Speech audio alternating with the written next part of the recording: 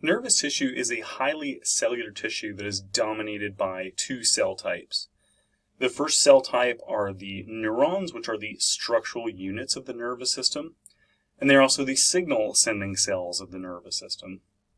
So these cells will create an electrical signal called an action potential, which will then cause the release of the chemical signal, called the neurotransmitters, from those neurons. The second cell type is the neuroglia, which are also referred to as the glial cells. And these are the supporting cells of the neurons that also help to maintain the neurons as well as the surrounding nervous tissue in various ways. Neurons are very highly specialized for sending signals, and that means that they are very poor at other functions. And this is where the neuroglia come in. So as you can see from the image here in this slide, the neurons are significantly larger than the surrounding glial cells. So here we'll examine the structure of neurons, but then in another segment we will investigate the functions of the various neuroglia that's found in the nervous system.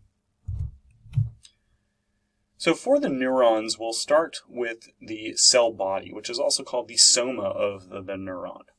Most neuron cell bodies are located within the brain or within the spinal cord. This is where they are very well protected by either the skull or the vertebral column. Some of these neuron cell bodies are found externally to the brain or the spinal cord in small knot-like bulges in nerves that are called ganglia, or if you're just referring to one of them, we would refer to this as a ganglion.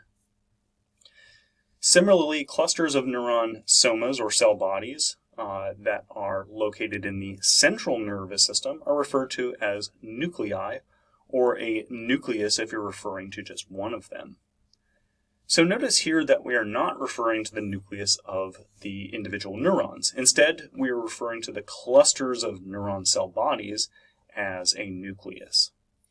Often the neurons within a particular nucleus or within a particular ganglion will have the same or at least a very similar function to one another.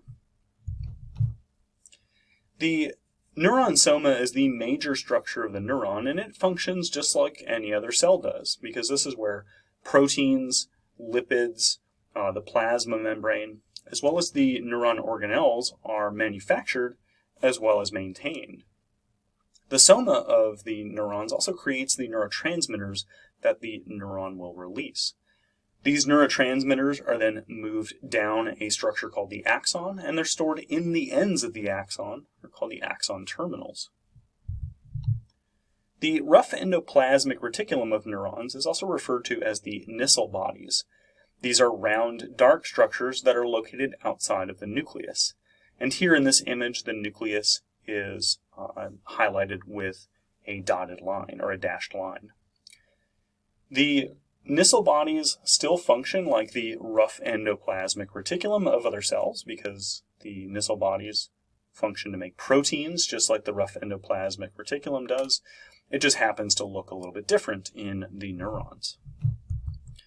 And the Nissl bodies don't look like the typical rough endoplasmic reticulum that we see in other cells, because recall that the rough endoplasmic reticulum looks like a series of flattened interconnected channels. In the neuron soma, there are structures called neurofibrils, and the Nissl bodies have to occupy the space between the neurofibril structures. The neurofibrils are the cytoskeleton of the neuron that help to give the neuron internal support as well as the structure that helps maintain its shape. The next neuron structure we'll examine are the dendrites. And the dendrites are the many short processes that extend from the neuron cell body. And they are named because the prefix dendro refers to trees, because the dendrites resemble very short tree-like branches. Most neurons will have hundreds of dendrites, but certain types of neurons only have a single dendrite. Dendrites together, regardless of what neuron type they're found in, they all function as the receptive or the input regions of neurons. And the dendrites typically contain receptors for neurotransmitters or receptors for other stimuli. And they will receive information from other neurons or other cell types. And in response to a stimulus, the dendrites will help initiate the creation of the electrical signal, the action potential, at the axon of the neuron. So the axon is described as the impulse generating region of the neuron. And the reason that it's described as this is because this is the structure that creates action potentials. The action potentials will travel like a wave down to the ends of the axon that are called the axon terminals.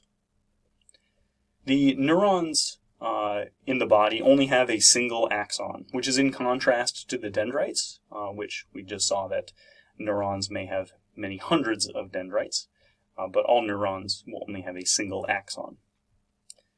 The axon hillock is the cone-shaped region that joins the axon to the neuron soma, and it is the beginning of the axon.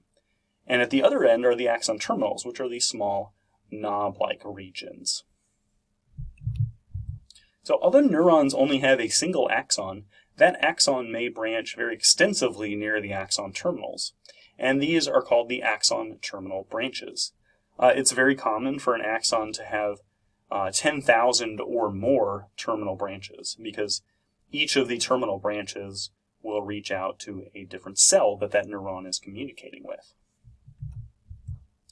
Occasionally, axons will have branches that are called axon collaterals that extend off of the main axon.